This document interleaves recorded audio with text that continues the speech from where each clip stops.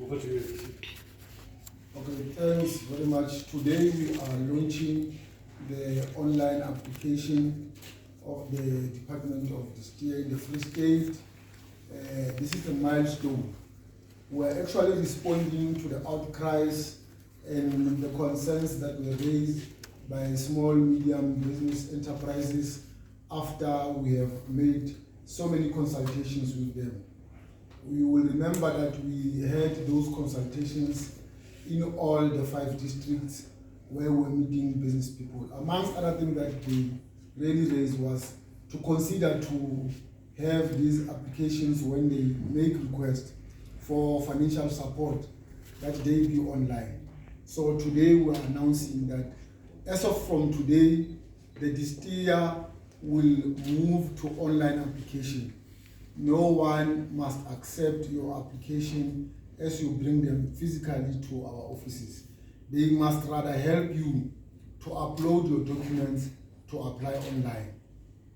They've also requested that they need to be categorized because they were saying it is of no use for the medium enterprise business to compete with small ones, but also to compete with informal traders. So we've also done exactly that. There are 3 categories that we have established. We have actually developed what we call the spaza shop and informal traders support incentive. We've also established what we call the small enterprise incentives and the medium enterprise support incentives. So these are 3 categories. The first one, people will be allowed to apply up until 100,000. In the 100,000, you are only allowed to use 20,000 for the stock.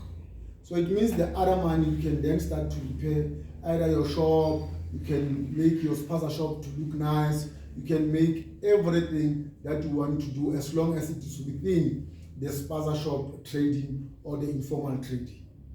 The second one, which is for the small enterprises. These are not necessarily your spaza shop categories, but it's another category like your people who own saloons, people who owns the automotives, people who owns car washes, people who just do some catering companies. So these ones, they will form part of the second category. And the second category, our limit is 250. In the 250, you are only allowed to use 30,000 to buy stock. Then we've got the bigger one, which is the medium enterprise support incentive. These are the people who always want to come and say, look, MEC, the department were actually looking for something like 5 million, 10 million. They go for bigger, what you call catalytic projects at times. So these are the people that we have said, we're going to have a limit of 1 to 3 million, 1 million to 3 million, depending on the analysis that we do with your business. But we're also introducing another element with this one, the blend funding or the blending fund. The blending fund is going to be the combination of the grant and the loan. So there will be some certain percentages that we'll have to agree with the department. This will also enable us to ensure that as and when you pay the loan back, we are also able to help the next person who might be in your situation as well. But it also helps us in order to continue the cycle of supporting the small, medium businesses.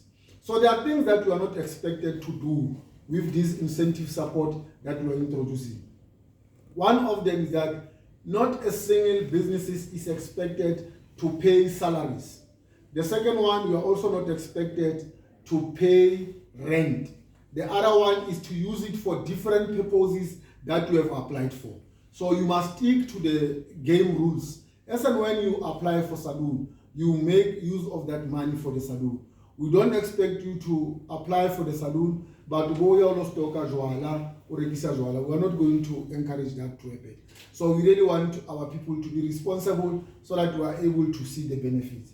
There's another condition which is not attached, it's not even written, that we are appealing to all those who are going to receive the support. Please look around your area, try to find 1 or 2 unemployed young persons, female or males, so that they can then start to get the jobs. Was saying this because the high rate of unemployment in our country affects, in particular, young people in majority. So we want us to deal with that. So that is the reason why we've also introduced this kind of the system. But we are also trying to introduce other things of the social being of communities, where we are able to support each other amongst ourselves as SMMEs. So the support that we are giving is also aimed at fighting unemployment, fighting poverty, and generally fighting the most important thing that we really need to do, the one of ensuring that we create jobs as speedily as possible as an agent matter. So these are some of the support that we will be doing as the department.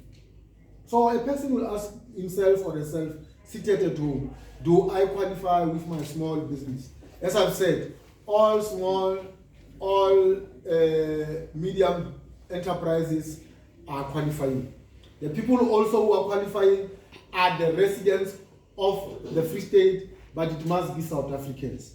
We are very strict about this fund because we want it to make an impact in the province. We also want to support people who have businesses in our own province, which is the Free State, so that the impact could be immediate.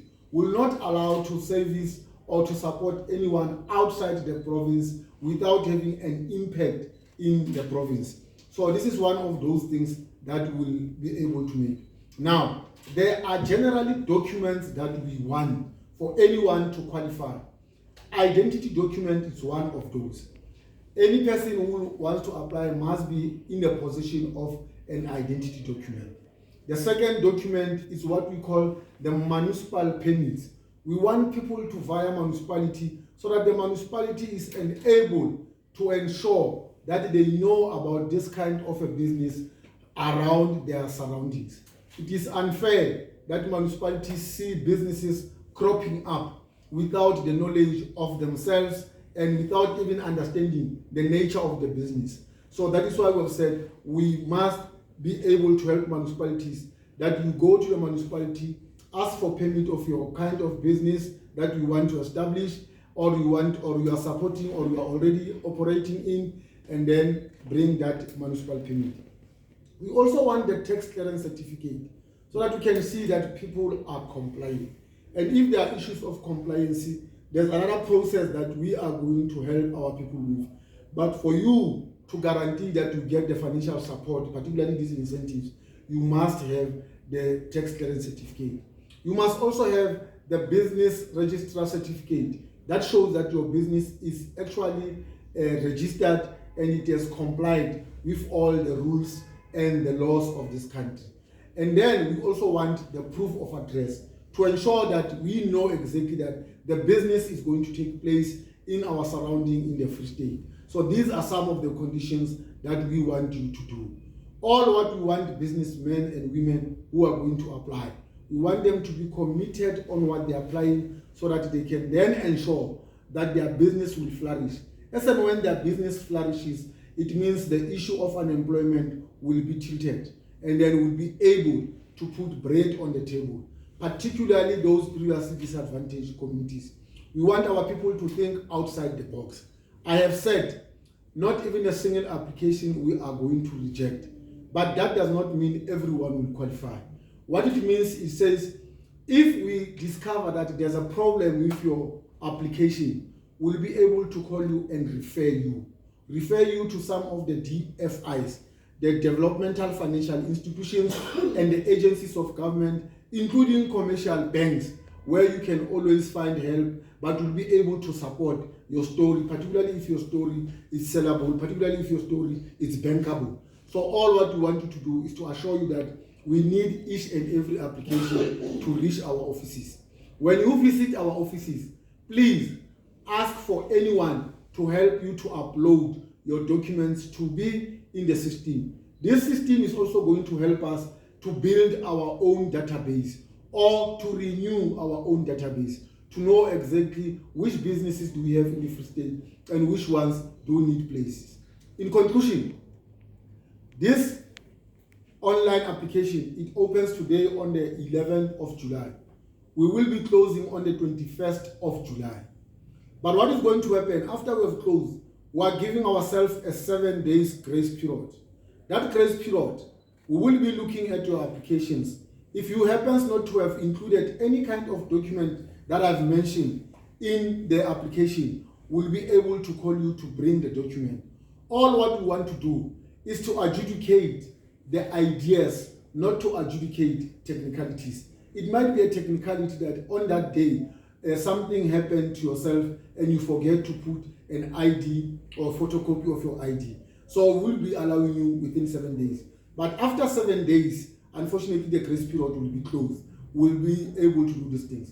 The other thing in closing is that for the first time, when you apply, you will immediately receive your reference number. And after receiving your reference number, it will be accompanied with an acknowledgement receipt. The acknowledgement receipt helps you to ensure that your application has been received. And if there are documents that are missing, it will be easy to trace from your side and from our side as to what will have happened.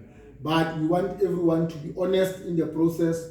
I'm going to discourage anyone who will talk to any official. You send them your profiles. We've got the system now in place. Send all your profiles, send all your recommendations, send all your proposals on the system and say this is what you want to help us, and ask for whatever that you ask, and then you will be responded to.